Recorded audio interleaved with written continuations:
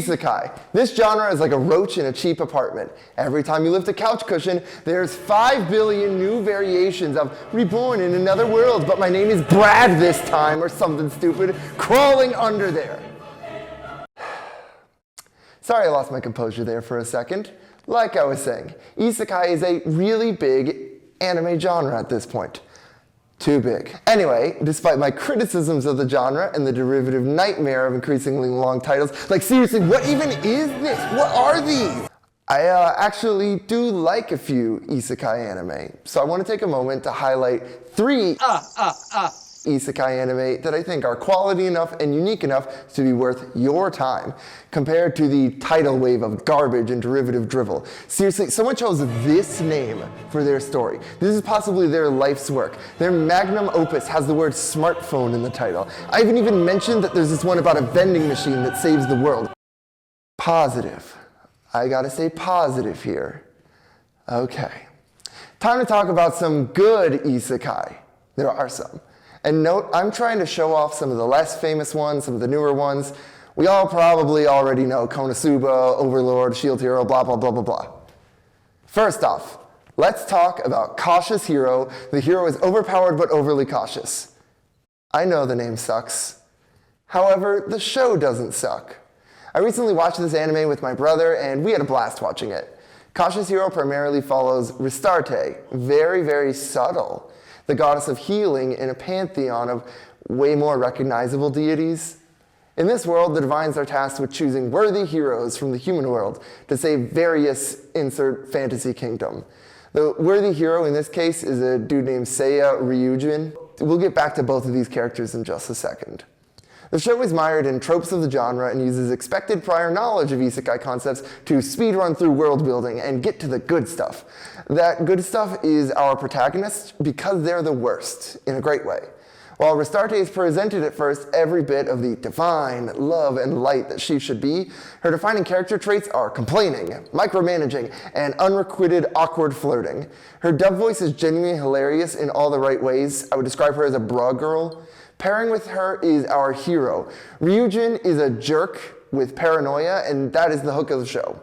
Upon being summoned to the magical world, he spends weeks doing ab crunches and squats to level up his strength without having to worry about combat. He accuses every supporting character of trying to poison or trick him, and uses nuclear tactics to defeat a level 1 slime. He has absolutely zero chill, zero respect for any other character, and I love him for it. Beneath his jerkosity, he does care about right and wrong, and is a genuinely caring and selfless guy. The reasons for his cautious and jerky attitude are valid, but I won't reveal them today because this is a spoiler-free segment. Go watch these shows if you like them. Cautious Hero is a surprisingly charming and heartfelt anime with a lovely romance, some supporting characters that get better as the show goes on. I recommend the show to anyone looking for a laugh, an odd couple, or just someone who wants to see a cool jerk blow up bad guys in beautiful animation. 9 out of 10 Abe stars. Next on the chopping block is How a Realist Hero Rebuilt the Kingdom. Another mouthful, but it comes with the territory at this point. I adored this anime. It started out with our protagonist, Kazuya Soma, which I feel is an amalgamation of every light novel protagonist name ever. Regardless, Soma starts his own show by having a depressing talk with his soon-to-be-a-backstory grandfather.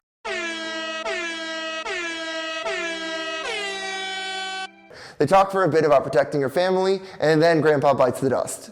So this humanities major kid is left with no living family, and then he's zapped into another dimension. A cliché fantasy kingdom needs a hero to save their kingdom from the Demon King and his demon army.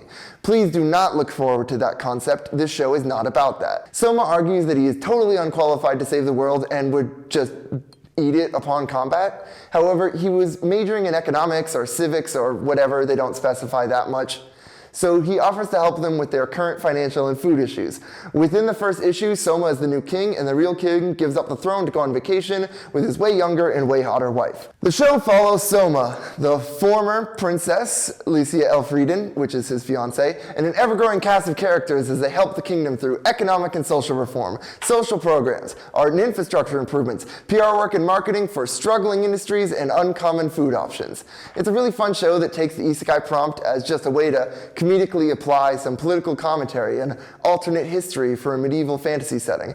The show is really fun, charming, and satisfying. It feels good watching struggling people find jobs, move past serfdom, seize the means of production. Okay, they unfortunately don't go that far yet, hoping for more. The show also handles a cool war story and political intrigue quite well, which is hilarious considering, as I said, there is 0 time spent on this whole Demon King's army thing. My one big criticism is that deep down, the show is a harem, even if it pretends not to be, and that's really a shame. The romance between the main couple is quite compelling, the characters are lovely, so the goofy-ah anime tropes really tend to hurt the show. My favorite character was this hefty guy who I thought was just going to be fat jokes when they introduced him with food, but he was actually really integral to helping the kingdom recover, and is a really cool, fun character. 8 out of 10, 8 points. Finally, I want to highlight Uncle from Another World, nicknamed Isekai Uncle by fans. Finally, here's a title that's less than 5 words. Titles aside, this show is hilarious and weird in a good way.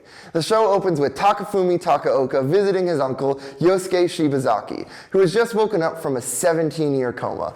Uncle Yosuke, generally referred to as Uncle in the show, and that's what I'm going to call him from now on, claims he was trapped in a magical fantasy kingdom. Takafumi is about to cart his uncle off to the loony bin, but Uncle reveals a magical ability, fireballs, to prove his claims. Uncle soon realizes 2 horrible things. None of his family, except his nephew, cared enough to keep waiting for him to wake up from his coma. And 2, Sega stopped making consoles, and they lost the console war. Both of these facts cause him equal pain and heartbreak. The duo move in together, starting a YouTube channel. Their goal is to make money off of a special effects channel using real magic and weapons for the videos. Throughout the show, the duo have mundane adventures, wholesome family talks, wacky attempts at going viral, and traumatic story time. Traumatic story time is all about Uncle's nightmarish adventures in the other world. His life sucked really, really bad. This is a much, much darker show than the others I recommended, so please bear that in mind, but it's primarily a dark comedy above all else. It also introduces a few romances, only one of which is very compelling. Takafumi's childhood friend, Sumika Fujimiya, becomes a reoccurring character, experiencing the traumatic stories with Takafumi, but forming a budding romance with him. The other romances are love interests for Uncle in the other world, but they're really boring, and they're used mostly for jokes, since they're basically parodies of isekai love interests. I really appreciate the gag that Uncle doesn't know what the word tsundere is, because the anime that popularized it came out a couple years after Uncle went coma mode, so he rejects a girl who's mean but flirty to him because he thinks she's just a weird jerk. The show is fun, uncomfortable, and silly to its core. If you want an epic fantasy adventure with a life-changing world building, look elsewhere. This one sucks at that. However, if you want to make fun of isekai with 2 college students and a dorky, out-of-touch gamer uncle, this show's a blast. 7.5 out of 10 Abe points, or stars, whatever I said previously. Anyway, that's a non-extensive list of some of the only good isekai anime made in the post-Sword Art Online nightmare world we as anime fans must trudge through each day. I hope you enjoyed my mad ramblings, and if any of these shows caught your interest, give them a watch. I bet you'll like them. Or not. I don't know you. Don't hold me accountable for my actions. Anyway, I'm Abe from Animation Nation telling you to stop making new isekai, Indiana. That was good. That was really good.